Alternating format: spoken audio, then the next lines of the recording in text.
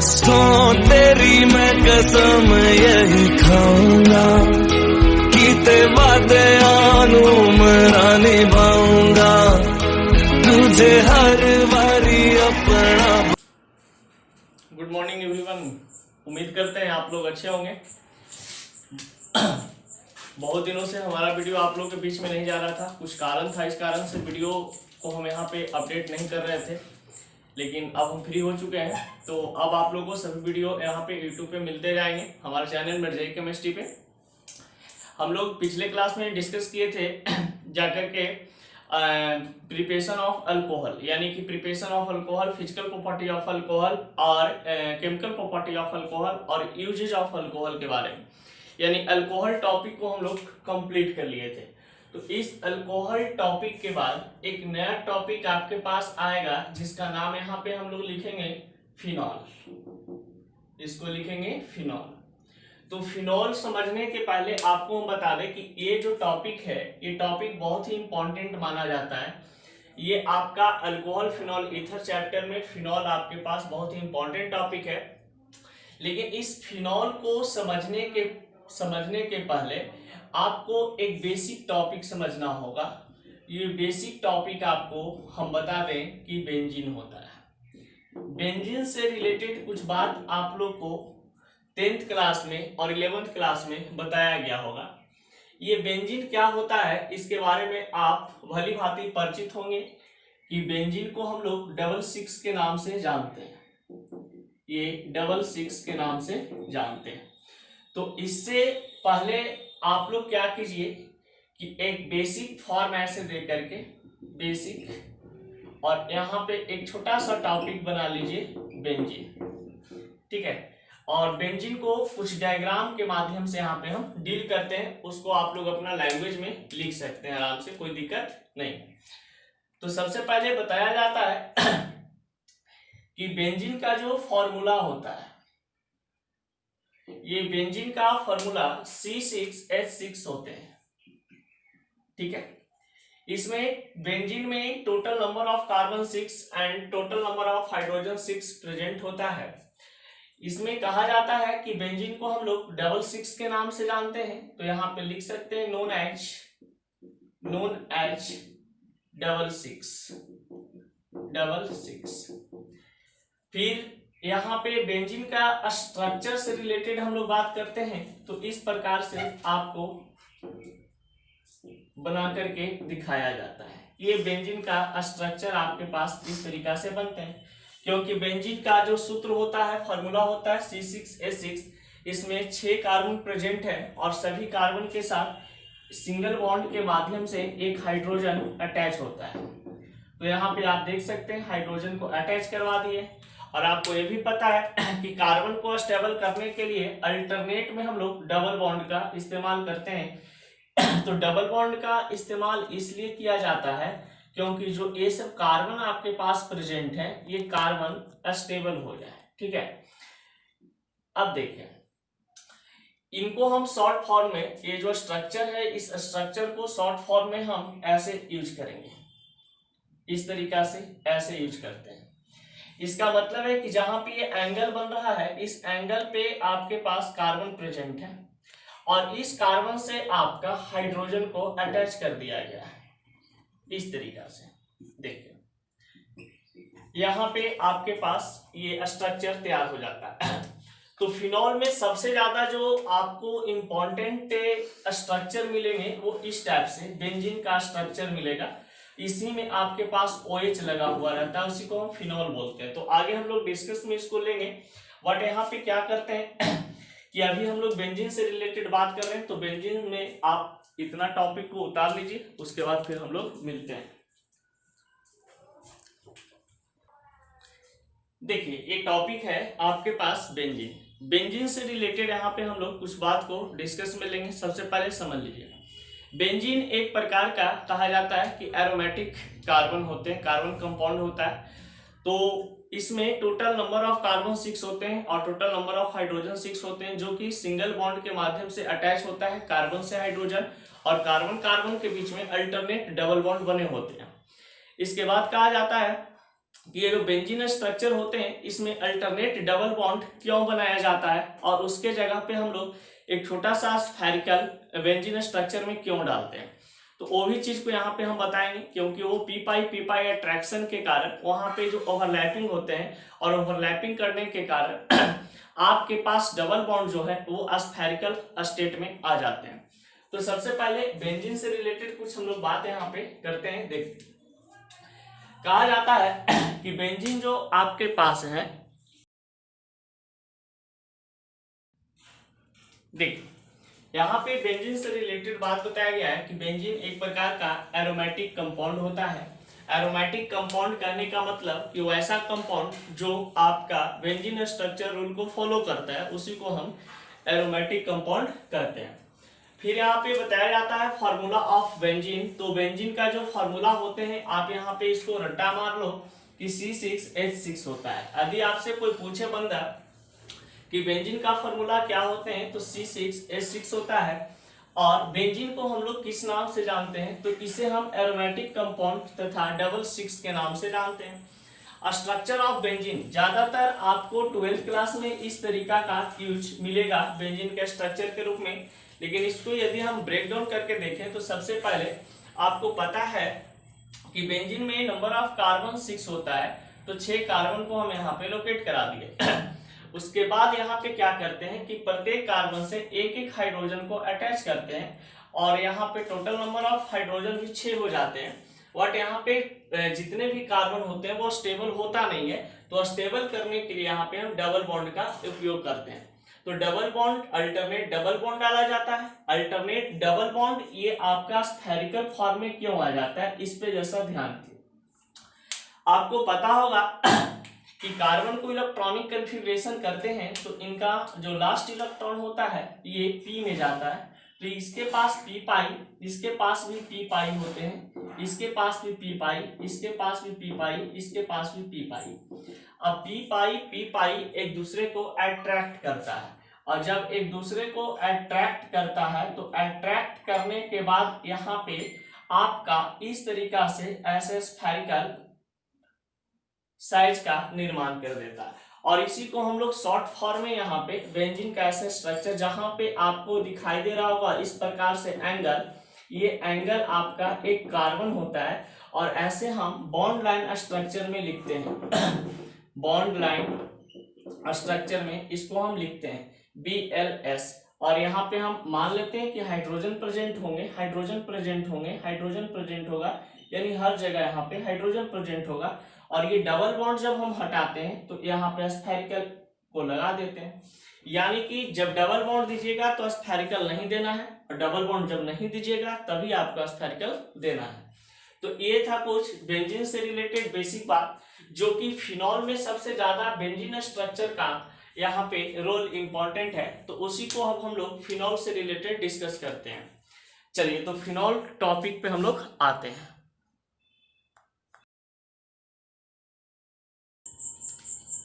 चलिए देखते हैं यहाँ पे फिनॉल का इंट्रोडक्शन, कि हमारे पास इंट्रोडक्शन ऑफ फिनॉल, फिनॉल के बारे में हम लोग छोटा मोटा कुछ बात है उसको यहाँ पे डील करते हैं बेसिक समझने के लिए। तो सबसे पहले यहाँ पे बात बताया गया है कि फिनॉल एक प्रकार का एरोमेटिक कंपाउंड है। तो आपको पता है कि एरोमेटिक कंपाउंड कहने का मतलब कि वैसा कंपाउंड जो बेंजीन स्ट्रक्चर को फॉलो करता है। तो फिनॉल का जो सूत्र होता है ये आपका बेंजीन स्ट्रक्चर में OH को जब हम लगाते हैं तो ये आपका फिनॉल बन जाता है। यानी कि जब बेंजीन स्ट्रक्चर में हम यहाँ पे OH को लगा देते हैं तो ये फिनॉल बनता है, इसलिए ये फिनॉल को एरोमेटिक कंपाउंड की श्रेणी में रखा गया है। फिर बताया जाता है कि फार्मूला ऑफ फिनॉल, फिनॉल का फार्मूला क्या होते हैं। तो यहाँ पे देखिए 1 2 3 4 5 6, यानी कि टोटल नंबर ऑफ कार्बन 6 है, तो इसमें हाइड्रोजन भी कितना होगा 6 होगा, सॉरी 5 होगा, और यहाँ पे एक हाइड्रोजन को रिमूव करके OH लगाया गया है, तो ये इनका फार्मूला बन गया, यानी कि C6H5OH फिनॉल का फार्मूला होता है। यदि मॉलिक्यूलर मास निकालना चाहते हैं तो मॉलिक्यूलर मास निकालने के लिए आपको कुछ नहीं करना है। कार्बन का एटॉमिक वेट आपको पता है 12 होते हैं, इसको 6 से मल्टीप्लाई करेंगे, प्लस हाइड्रोजन का 1 होता है मल्टीप्लाई 5, प्लस एक ऑक्सीजन का आपके पास 16 होते हैं और प्लस हाइड्रोजन का 1 होता है। इसको जब ऐड कीजिएगा तो ये 94 आ जाएंगे। ये 94 फिनॉल का मॉलिक्यूलर मास है, यानी कि मॉलिक्यूलर वेट हो जाता है। स्ट्रक्चर ऑफ फिनॉल, फिनॉल का स्ट्रक्चर आप ऐसे भी बना सकते हैं, आप ऐसे भी बना सकते हैं, कोई दिक्कत की बात नहीं है, क्योंकि इसमें आपको पता है कि टोटल नंबर ऑफ कार्बन यहाँ पे 6 होता है। तो 6 कार्बन को हम सिंगल बॉन्ड से सबसे पहले अटैच करेंगे, फिर अल्टरनेट डबल बॉन्ड डालेंगे और यहाँ पे OH को हम लगा देंगे। तो ये स्ट्रक्चर ऑफ फिनॉल ऐसे बन जाता है। बाकी सब जगह पे आप यहाँ पे हाइड्रोजन को डाल सकते हैं कि इस तरीका से हमारा हाइड्रोजन है, हाइड्रोजन है। अब देखिए, phenol are the hydroxy derivative of aromatic hydrocarbon. Phenol एक प्रकार का ये हाइड्रोक्सी यानी OH का डेरिवेटिव फॉर्म होता है एरोमेटिक हाइड्रोकार्बन के फॉर्म में, क्योंकि फिनॉल का निर्माण तभी हो सकता है जब उसमें आप OH को लगाइएगा। कहा जाता है कि directly attach to carbon atom to the aromatic ring. देखिए, इसमें कहा जाता है कि जो बेंजीन स्ट्रक्चर में कार्बन और हाइड्रोजन प्रेजेंट होते हैं और उसके अंदर में एक बेंजीन रिंग, इसको हम बेंजीन रिंग बोलते हैं। तो ये बेंजीन रिंग जो है आपका अल्टरनेट डबल बॉन्ड को शो करता है कार्बन कार्बन के बीच में। फिर यहाँ पे बताया जाता है कि simple phenol C6H5OH, simple phenol की बात करते हैं तो simple phenol C6H5OH known as antiseptic, यानी कि सिंपल फिनॉल को हम लोग यानी फिनॉल को हम लोग एंटीसेप्टिक के नाम से जानते हैं।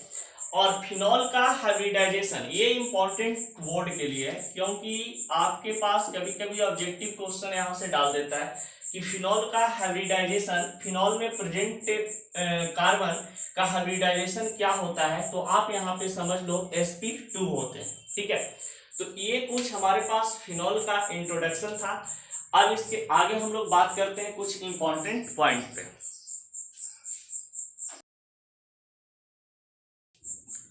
देखिए, नॉमेनक्लेचर ऑफ फिनॉल से रिलेटेड हम लोग यहाँ पे मैटर को डिस्कस कर रहे थे। तो ये सब जो कुछ पॉइंट है ये सिंपल नॉमेनक्लेचर है। तो सिंपल नॉमेनक्लेचर को सबसे पहले हम लोग क्या करते हैं कि सबसे पहले यहाँ पे फिनॉल से रिलेटेड कुछ पॉइंट को बताया है कि फिनॉल होता क्या है। तो the simplest hydroxy derivative of benzene is called phenol. यदि आपसे कोई सिंपल फिनॉल का डेफिनेशन पूछता है तो आप ये वाला चीज को बोल दो, the simplest hydroxy derivative of benzene is called phenol.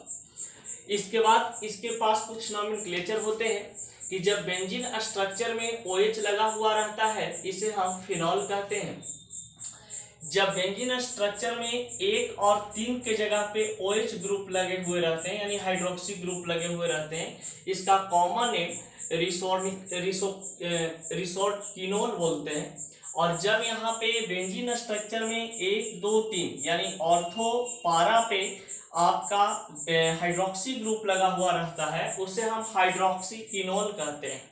ठीक है, और जब यहाँ पे बेंजीन स्ट्रक्चर में आपके पास एक सिंपल फॉर्म में हाइड्रोक्सी ग्रुप और एक ऑर्थो पे लगा हुआ रहता है इसे हम कैटेकोल कहते हैं। ठीक है, अब देखिए, जब कोई आपके पास इस तरीका से बेंजीन स्ट्रक्चर में ये फिनॉल, यदि इसको हम ऐसे हटा दें तो ये सिर्फ फिनॉल है, तो फिनॉल में यहाँ पे ऑर्थो और 1 नंबर और यहाँ पे 2 नंबर आ जाएंगे। तो जब ऑर्थोमेटा की बात किया जाता है, जहाँ पे किसी भी नॉमेनक्लेचर में IUPAC नॉमेनक्लेचर तो ऑर्थोमेटा के रूप में होता ही नहीं है, कॉमन नेम के रूप में होता है। जब कोई कंपाउंड में कंपाउंड का नॉमेनक्लेचर कर रहे हो वहां पे आपको ऑर्थो नजर आ जाए, पारा नजर आ जाए, मेटा नजर आ जाए तो आप उसको कॉमन नेम समझेंगे। यदि कोई नंबरिंग आपको दिखाई देता है 1, 2, 3, 4 ऐसे, तो आप उसको IUPAC नेम समझेंगे। तो यहाँ पर देखिए, कॉमन नेम इस कंपाउंड का, यदि हम कॉमन नेम की बात करते हैं तो यहाँ पे ऑर्थो होता है, यहाँ पे मेटा होता है, यहाँ पे पारा होता है। तो ऑर्थो पे ये लगा हुआ है CH3, तो यानी कि नंबरिंग करेंगे तो 1 और 2 आएंगे, तो 2 पे आपके पास 2 मिथाइल, यानी 2 नंबर पे मिथाइल आपका ब्रांच के रूप में लटका हुआ है। और ये ब्रांच किससे जुड़ा हुआ है भाई, तो फिनॉल से, तो इसको हम लिख देंगे यहाँ पे फिनॉल, यानी 2 मिथाइल फिनॉल। और यदि इसका कॉमन नेम जानेंगे तो इसको आप शॉर्टकट में ओ क्रिसॉल लिख सकते हैं। जब फिनॉल में ऑर्थो ग्रुप के पास यहाँ पे CH3 लगा हुआ रहे तो आप इसको क्रिसॉल बोल सकते हैं। वही चीज को यहाँ पे भी दर्शाता है कि जब यहाँ मेटा पे है तो मेटा का मतलब क्रिसॉल, मेटा क्रिसॉल। यहाँ पे 3 नंबरिंग आ जाएगा तो 3 मिथाइल फिनॉल हो जाएगा। यहाँ पे ब्रोमो है तो ऑर्थो ब्रोमो फिनॉल, यानी कॉमन नेम को ये डिनोट कर रहा है, और ये IUPAC नेम को 1 और 2 ब्रोमो, और ये फिनॉल से जुड़ा हुआ है तो फिनॉल। यहाँ पे 3 एमिनो, यानी NH2 को एमीन बोलते हैं, ठीक है, एमीन एमोनिया बोलते हैं, NH2 को एमीन बोलते हैं, और यहाँ पे एमिनो इसका IUPAC नेमिंग जाता है, तो 3 एमिनो फिनॉल, क्योंकि ये एमीन है जो फिनॉल से अटैच्ड है। अब इसको बोलेंगे ऑर्थो मेटा पारा, तो मेटा के पास ये NH3 है तो मेटा एमिनो फिनॉल। ये सिंपल नॉमेनक्लेचर थे जो कि आपको बचपन में सिखाया जाता है 11th क्लास में। अब देखते हैं यहाँ पे कुछ और नॉमेनक्लेचर है जो हार्ड आपको कुछ मिलेंगे।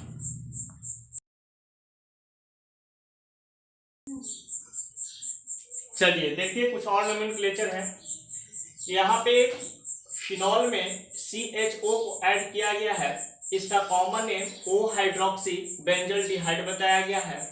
और यहाँ पे 2 नंबर पे CHO यानी एक ब्रांच का काम कर रहा है तो 2 हाइड्रोक्सी बेंजल्डिहाइड, क्योंकि CHO है एक प्रकार का अल्डिहाइड, और ये 2 जो नंबर आया है ये अल्डिहाइड के लिए आया है, ठीक है। तो इसी प्रकार से कुछ इंपॉर्टेंट यहाँ पे नॉमेनक्लेचर है जिसको आप यहाँ पे समझ सकते हैं और याद कर सकते हैं। तो ये जो आपके पास क्विनोल है, यहाँ इसका नाम लिखा हुआ है कॉमन नेम, इसका IUPAC नेम बेंजीन 1,4-डायोल, क्योंकि 1 नंबर पे और 4 नंबर पे 1 2 3 4 1 और 4 पे आपका अल्कोहल लगे हुए हैं तो डायोल, ये बेंजीन के साथ ऐड है। इसी तरीका से जितने आपके पास 4 5 6 7 कुछ भी दिया हुआ रहे तो वो आप डायरेक्टली ऐसे कर सकते हैं, ठीक है। तो इसको आप लोग नोट कर लो, और नोट करने के बाद आगे हम लोग प्रिपरेशन में देखते हैं क्या होता है।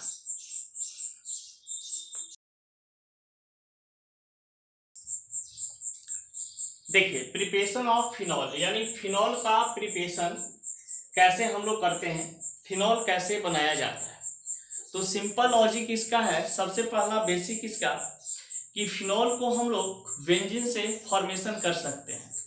कुछ यहाँ पे कंडीशन होते हैं, उसको यहाँ पे जैसा देखिएगा क्या कंडीशन है। जब भी कोई बेंजीन का स्ट्रक्चर हो या बेंजीन का नाम हो या बेंजीन का सूत्र हो, उसमें से हम एक हाइड्रोजन को रिमूव करेंगे, यानी कि -H करने का मतलब कि बेंजीन के नाम से, उसके फॉर्मूला से, उसके स्ट्रक्चर से 1 हाइड्रोजन को रिमूव कर देते हैं और उसके जगह पे OH यानी हाइड्रोक्सी ग्रुप को जोड़ देते हैं, यानी ये बाहर निकल जाता है और ये बंदा इसमें ऐड हो जाता है। तो यहाँ पर प्रोडक्ट साइड में एक न्यू कंपाउंड का फॉर्मेशन होता है जिसको हम लोग बोलते हैं फिनॉल। ये तो नाम से हम लोग देख लिए इसका, अब हम लोग देखते हैं फॉर्मूला बेस्ड। आपको पता है कि बेंजीन का जो फॉर्मूला होता है C6H6 होते हैं, तो इस C6H6 में से एक हाइड्रोजन को हम हटाएंगे तो यहाँ पे आपका आ जाएगा C6H5। अब यहाँ पे बताइए कि इसको स्टेबल करने के लिए एक हाइड्रोक्सी ग्रुप को ऐड करेंगे इसमें, तो यहाँ पे सिंगल बॉन्ड के माध्यम से ये OH ऐड हो जाएगा और फिनॉल का ये सूत्र बन गया।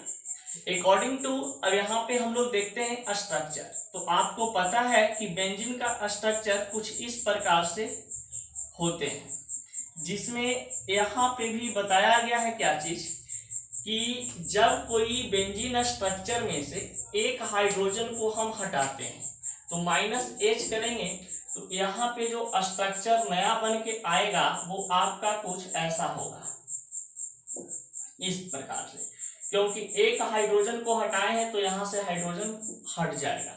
तो ये खाली जगह बच गया। अब इसके स्थान पे हम एक हाइड्रोक्सी ग्रुप को ऐड कर रहे हैं, यहाँ पे ला रहे हैं, तो ये वाला आपका OH यहाँ पे जुड़ जाता है और ये फिनॉल का सूत्र, फिनॉल का स्ट्रक्चर। तो यानी कि बेंजीन से हम फिनॉल को कैसे यहाँ पे बेंजीन से फिनॉल हम लोग बना लिए।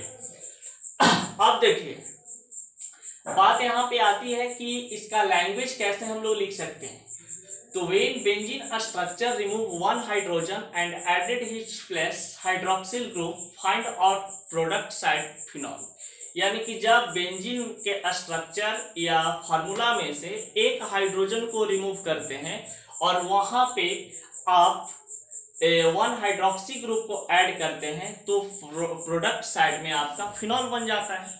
तो इसको आप लोग लिखिए। उसके बाद सेकंड मेथड पे हम लोग आते हैं, उसको हम लोग यहाँ पे नोट करेंगे। देखिए सेकंड हमारे पास प्रोसेस है डॉस प्रोसेस। ये आपके लिए बहुत इंपॉर्टेंट माना जाता है क्योंकि 12th में क्वेश्चन यहाँ से आते हैं कि डॉस प्रोसेस क्या होता है, इसको व्याख्या करें, एक्सप्लेन दैट डॉस प्रोसेस। तो देखिए सबसे पहले हम लोग यहाँ पे क्या करते हैं, फिनॉल इस प्रोसेस के माध्यम से भी बनाया जाता है। तो आप लोग यहाँ पे सबसे पहले समझ लें कि क्लोरोबेंजीन एक हमारे पास एरोमेटिक कंपाउंड है जिसको हम रिएक्शन करवाते हैं सोडियम हाइड्रोक्साइड के साथ। किसकी उपस्थिति में, तो 623 केल्विन टेम्परेचर और 320 एटमॉस्फेरिक प्रेशर। तो यहाँ से हमारे पास रिमूव होता है सोडियम क्लोराइड और H2O, यानी माइनस माइनस का रिप्रेजेंटेशन जो यहाँ पे शो आउट कर रहा है ये रिमूव का। फिर इसके बाद प्रोडक्ट साइड में सोडियम फिनॉक्साइड बनते हैं और उस सोडियम फिनॉक्साइड को जैसे ही हम डाइल्यूट HCl के साथ रिएक्शन करवाते हैं तो ये बंदा यहाँ से NaCl कंप्लीटली रिमूव होकर के सेकंड स्टेज में आपका ये फिनॉल का फॉर्मेशन कर देता है। तो यहाँ पर सबसे पहले देखेंगे क्लोरोबेंजीन, इसको कैसे हम लैंग्वेज में लिख सकते हैं। लैंग्वेज पहले समझ लीजिए कि जब क्लोरोबेंजीन को सोडियम हाइड्रोक्साइड के साथ 623 केल्विन टेम्परेचर और 320 एटमॉस्फेरिक प्रेशर पे अभिक्रिया कराते हैं तो प्रतिफल के तरफ सोडियम फिनॉक्साइड बनता है तथा सोडियम फिनॉक्साइड को HCl के साथ डाइल्यूट HCl के साथ रिएक्शन कराते हैं तो ये प्रोडक्ट साइड में सेकंड स्टेज में फिनॉल बन करके तैयार हो जाता है। तो यहाँ पे आप देख सकते हैं क्लोरोबेंजीन का फॉर्मूला लिख दिया गया है, सोडियम हाइड्रोक्साइड का फॉर्मूला लिख दिया गया है और यहाँ पे जो भी प्रेजेंस में दिखाया जा रहा है टोटल चीज को लिख दिया गया है। अब सोडियम फिनॉक्साइड कैसे बनता है इसको यहाँ पे आपको समझना है। तो देखिए यहाँ पे NaOH और यहाँ पे Cl है। तो यहाँ पर आपको बताया जा रहा है कि सोडियम की संख्या 2 है और हाइड्रोक्सी ग्रुप की भी संख्या 2 है। तो यहाँ पर हम क्या करते हैं कि एक सोडियम और एक ऑक्सीजन यहाँ से ऐसे रिमूव होकर के इसके जगह पे चला जाता है और ये आपका यहाँ पे तो ये बन जाता है। जैसे ही बेंजीन में ONA जाते हैं ये सोडियम फिनॉक्साइड बन गया और HCl के साथ रिएक्शन करेगा तो यह HCl जो है ये माइनस, ये प्लस, ये प्लस, ये माइनस, तो प्लस वाला इस माइनस के साथ ये रिमूव हो जाता है, खत्म। और ये H जो है ये O के साथ अटैच होकर के ये बना देता है OH और ये बन जाते हैं फिनॉल। तो ये प्रिपरेशन ऑफ फिनॉल ज्यादा इंपॉर्टेंट कुछ नहीं है, 2 पॉइंट आपको हम बता दिए जो कि बहुत ही इंपॉर्टेंट है, एक बेंजीन से रिलेटेड और एक ये डॉ प्रोसेस जो कि 12th में यहाँ से क्वेश्चन आते हैं तो आप इसको नोट कर सकते हैं। इसका लैंग्वेज भी आप अपना मन से लिख सकते हैं, कोई भारी लैंग्वेज भी नहीं है। तो अब हम लोग आते हैं फिजिकल प्रॉपर्टी ऑफ फिनॉल पे, यानी फिजिकल प्रॉपर्टी फिनॉल क्या करता है, क्या करता है उसके बारे में हम लोग देखते हैं। इसको सबसे पहले आप लोग लिख लो। चलिए देखिए यहाँ पे फिजिकल प्रॉपर्टी ऑफ फिनॉल से रिलेटेड हम लोग बात कर रहे हैं। ये टॉपिक आपका जो बनाया हुआ है यहाँ पे फिजिकल प्रॉपर्टी ऑफ फिनॉल। तो phenols are either colourless liquid और solid but they usually turn reddish brown due to the atmospheric oxidation. कहा जाता है कि फिनॉल जो होते हैं ये कलरलेस लिक्विड के फॉर्म में, यानी कि ये लिक्विड होता है, इसका रंग नहीं होता है यानी रंगहीन होते हैं और ये सॉलिड फॉर्म में पाए जाते हैं, लेकिन ये रेडिश ब्राउन। जब सॉलिड फॉर्म में यदि फिनॉल पाया जाएगा तो इसका जो कलर होगा ये रेडिश ब्राउन होगा और ये एटमॉस्फेरिक ऑक्सीडेशन के रूप में वर्क करते हैं। फिर यहाँ पे the boiling point of phenol are also much higher than corresponding aromatic hydrocarbon and the haloarenes. कहा जाता है कि यदि हम हाइड्रोकार्बन की बात करते हैं, हैलोएरिन्स की बात करते हैं, हैलोएरिन्स की बात करते हैं और यहाँ पे फिनॉल की बात करते हैं, तो ये सभी में सबसे ज्यादा बॉइलिंग पॉइंट आपका फिनॉल का होता है। आप देख सकते हैं कि 455 केल्विन जो है 455 केल्विन फिनॉल का टेम्परेचर और बेंजीन का 353 केल्विन ये बेंजीन का, और यहाँ पे एक हैलोएरिन्स कंपाउंड है इसका 405। यानी कि जैसे हम एरोमेटिक हाइड्रोकार्बन से हैलोएरिन से हम जैसे आगे बढ़ते जाते हैं तो यहाँ पे आपका फिनॉल का बॉइलिंग पॉइंट सबसे अधिक बताया गया है। और होता भी है phenol also from the hydrogen bond with the water, hence we sold in water.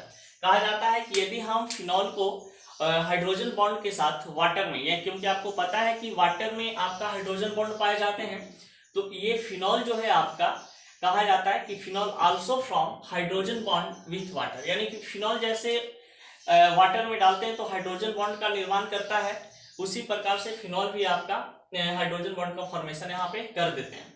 The solubility of phenol in water is much lower than alcohol. कहा जाता है कि यदि हम अल्कोहल की बात करें और फिनॉल की बात करते हैं वाटर में, तो सबसे ज्यादा डिजोल्व कौन होते हैं, तो यहाँ पे साफ साफ लिख दिया गया है the solubility of phenol in water is much lower than of alcohol. यानी अल्कोहल से आपका ये कम घुलनशील होते हैं, ठीक है। और ROH because large hydrocarbon benzene, और ये जो आपके पास अल्कोहल कंपाउंड होते हैं ये बेंजीन में आराम से घुल जाते हैं, यानी ज्यादा घुलनशील होते हैं बेंजीन में। तो ये हमारा था फिजिकल प्रॉपर्टी ऑफ क्लोरीन्स के बारे में। तो देखा जाए इस पॉइंट को हम जब देखते हैं, फोर्थ पॉइंट को, the solubility of phenol in water is much lower than of alcohol compound because larger hydrocarbon benzene. यानी कि जो अल्कोहल कंपाउंड होते हैं ये अल्कोहल कंपाउंड आपका बेंजीन में डिजोल्व ज्यादा होता है, लेकिन यदि हम फिनॉल की बात करते हैं तो फिनॉल है जो वाटर में भी आपका डिजोल्व हो जाते हैं और अल्कोहल में भी, लेकिन दोनों में कंपैरिजन यहाँ पे दिखा दिया गया है। अब देखते हैं यहाँ पे कुछ केमिकल प्रॉपर्टी है, उसको यहाँ पे हम लोग डील करते हैं।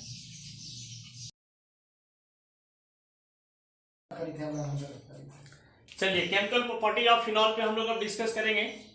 ये कुछ इंपॉर्टेंट केमिकल प्रॉपर्टी है और इसके बाद बहुत सारे वीडियो ऐसे भी इसमें जो रिएक्शन सम इंपॉर्टेंट रिएक्शन का जाएगा, तो some important of reaction of phenol उसको आप यहाँ पे ऐड कर सकते हैं, ठीक है। अभी इसमें 5-6 पढ़ा करके छोड़ देंगे, लेकिन एक नया टॉपिक बना कर देंगे फिनॉल का आपके पास की इंपॉर्टेंट रिएक्शन, उसको आप यहाँ पे ऐड कर सकते हैं। देखिए सबसे पहले इस पॉइंट की बात करते हैं कि phenol usually do not undergo reaction involving the chlorine of COH bond. कहा जाता है कि फिनॉल जो आपके पास है ये कार्बन और OH बॉन्ड को सेटिस्फाइड तो करता है, लेकिन रिएक्शन में ये जल्दी भाग नहीं लेता है, but instead undergo A number of electrophilic substitutions reaction of benzene structure. ये जो आपके पास फंक्शन करता है, ऐसे जो फंक्शन में काम करते हैं, तो ये कहा जाता है कि सब्स्टिट्यूशंस रिएक्शन इलेक्ट्रोफिलिक के कारण। फिर यहाँ पे आते हैं सेकंड पॉइंट में कि phenols are the acidic in nature. अगर आपसे कोई पूछता है कि फिनॉल का नेचर कैसा होता है, तो आप आराम से कह सकते हैं कि एसिडिक नेचर का होता है, यानी अम्लीय नेचर का होता है।